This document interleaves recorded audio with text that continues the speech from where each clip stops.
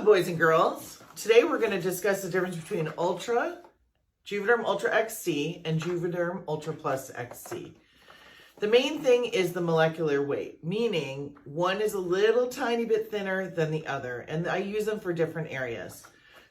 The Juvederm means the company, so Juvederm, kind of the same as Restylane, but I like Juvederm better. Ultra Plus or Ultra both mean the molecular size, and the XC means that there's local anesthetic in there. So as it injects, it'll numb the area up. Still may hurt with the initial injection, but it'll get better. Ultra I like for areas that don't need that much, like your folds here, sometimes the marionette lines, very rarely for the lips if you don't want to look, I like Valbella for this because sometimes you'll look like a duck with this.